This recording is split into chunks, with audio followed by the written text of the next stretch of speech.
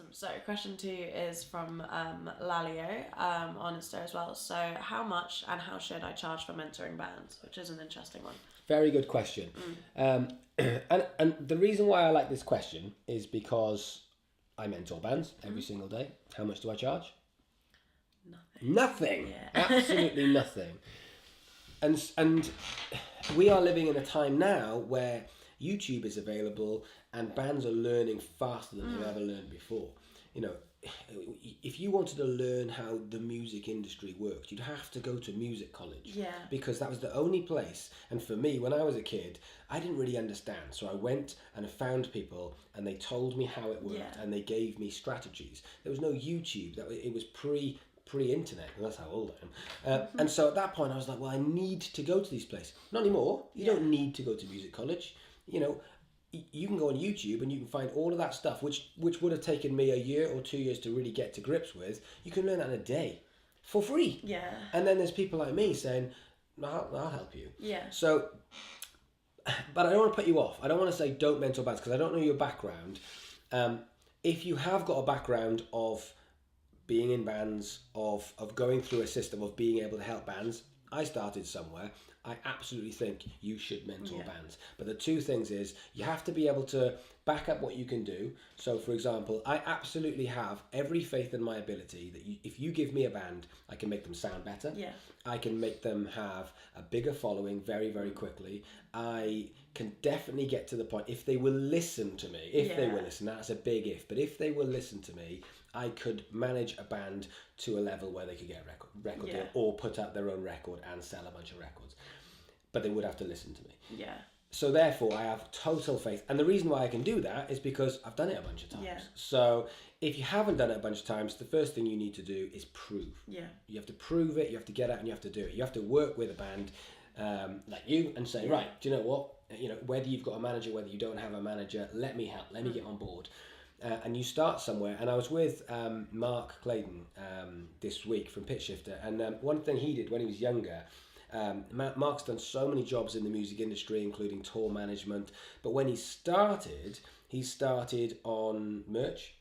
I think it was 9 Inch Nails, but it was a band like that. And he started on merch, and the guy put him on merch and says, you're going to start off selling t-shirts. And the reason of that is because so much revolves around that, and you will see so much of the music industry whilst you're there on these gigs and seeing everything and seeing how the tours work, that if you can do that, it's a really good gateway into the industry. Of course, when you say, do you want to go into the music industry, everyone's like, yeah, I want to work at a record label, or I want to manage a massive band. Nobody wants to start off by just going and selling t-shirts. Yeah. But that is such an amazing way into the industry. And he did that, and you know, Mark's tour managed massive bands all over the world. So I think, firstly, you've got to put your money where your mouth is. You know, you have to be able to do it. If I said, actually, do you know what, I've been watching a lot of UFC. I'm a big fan. And you get some really good coverage on TV. So I think I can probably mentor a UFC fighter. I can't do that. I can critique them. That'd be interesting. I mean, interesting turn for you. I can't do it.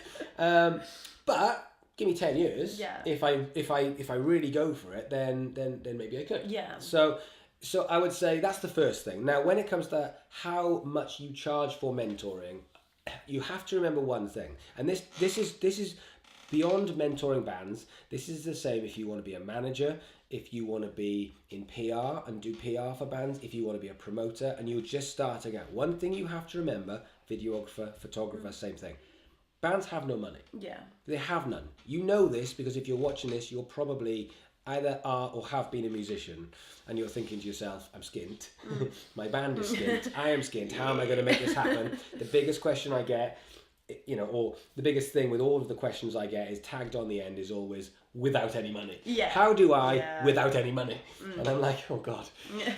And so because of that, if you think that bands haven't got any money, how are you going to charge them for mentoring? So what you can do is you can be smart. So for example, I'll give you a classic example, this channel. This channel is all about helping musicians. I don't charge musicians. I've got meetings today with a bunch of musicians from bands that have been booked in for a while. I'm going to go and I'm going to have a cup of tea and we're going to sit and we're going to make a plan and I'm going to help them. How much do I charge? Nothing at all. It's because I want to do it. I want to be able to help them. you know, they're part of the following, and whether it's a Skype or a face-to-face. Don't make any money from it. Could I? Yes, but I wouldn't charge the musicians, and that's the key. I wouldn't charge the musicians, but what I would do is I'd find other ways to monetize it.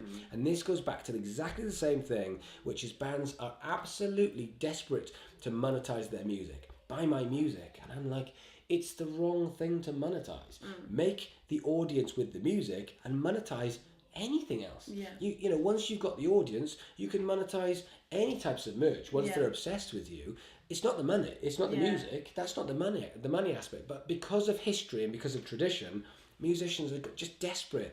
No, but if we put it on CD, then they will buy it. If we put it onto tape, they will buy it. Or do something awesome like that tape. Do something absolutely fantastic that makes me go, I'm going to check these guys out. Become a fan. And then 3 months down the line, you bring out some great merch, and I'm like, yeah, I'll buy that. And instead of paying, you know, 79p for a single, I'm going to be paying 35 quid for a hoodie because I'm a fan of the band. So it's the same thing with this. If you try and mentor a band and get them to pay for it, I think you'll really struggle. Unless you've got some real heavyweight. I think if I did that now, you know, I could make some money, but I'd have to charge so little because bands. It's not because bands just haven't got any money. It's not because they don't want to. It's just how do you actually make proper money? If I said to a band, right, I'll mentor you, but you're gonna have to pay me 500 quid a month. They're gonna be like, oh God, I want to, but that's a lot of money. So you will get some bands that will pay for it, but I could monetize this easily if I wanted to. And let me tell you how I will monetize this. So the book, I'm not planning on making loads of money from the book. That's not a way I'll make loads of money. Keynotes, I'll probably make money from keynotes of actually going out and doing talks and people actually paying me. But the biggest way is 3, 4, 5 years down the line, doesn't matter about now because I don't need the money and I'm not worried about it, but 3, 4, 5 years down the line, my audience is 500,000 people instead of what it is now of 20, 30,000. 500,000 people are going, this guy. At that point, I just get people to sponsor stuff. So I'm like, I'm going to do this show. I'm going to carry on giving away my free advice, but I just think it needs to be sponsored. And so Ampeg are going to come on board, or Red Bull are going to come on board, and they're just going to say, oh, it's the same thing, it's the Ask Damo show, but it's sponsored by Red Bull, and I'm just drinking some Red Bull again like whilst we do the show. It's the Damo show, just a bit more energetic. Exactly, just we're really going for it like this. I'm just there going, you can do it. But yeah, that's the way I could monetize it. And are the musicians paying for it? No, they're not paying for it at all. So it just comes down to monetizing around the brand again. It's being smart. It's about building the brand, building the audience, looking after the audience, and making them into fans of your journey, and then looking at how either they or other people can monetize it. There's this big thing at the moment which I keep hearing about this. The 1,000 super fans. If you can get 1,000 super fans to pay you £100, £100,000. It's brilliant. It's absolutely brilliant. It's still hard. It's not as easy as that. It's really hard. It's doable, but it's hard. But here's another way. You just keep going and going and going and going until instead of having 1,000 super fans, but you've got, 50,000 people that are like, oh, yeah, I follow your stuff. I quite like that. And then you go and get someone else to pay you £10,000 for making the album, and you go and get someone else to pay you £20,000 for doing a tour, and you get someone else to pay you £20,000 for doing something else, and you bring out your own merch, and that is a way that you can monetize around what you are creating or what you're making. So you can still get your super fans to buy into stuff, but if you want to get 1,000 super fans, it's not like you've got 1,000 fans on YouTube or 1,000 fans on Facebook. It doesn't work. If you want 1,000 people to pay you £100, you're probably going to need an audience of 100,000. Because it doesn't work where you just go, no, we've just got 1,000 people on Facebook and they all just go crazy. They don't. It doesn't work like that. Odds. So if you want to get 1,000 super fans, you're going to need a hell of a lot of people on your Facebook. By which point you can probably monetize it in other ways. So my advice is it Lalio? My advice, Lalio, is just start.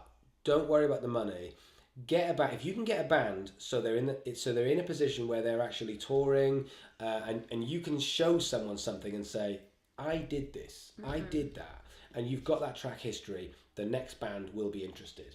And then the next band will, and the next band will. So you kind of need to have something that you can say, look what I have done. If you've already done that, because you might be not nodding going, done it loads of times. If you've done that, then for a start, we should be chatting. But also, if you've done that, then I would build the audience like I'm doing, and you can just copy this channel. There's like There's no reason why you can't do exactly the same as what I'm doing and then monetize elsewhere. Okay.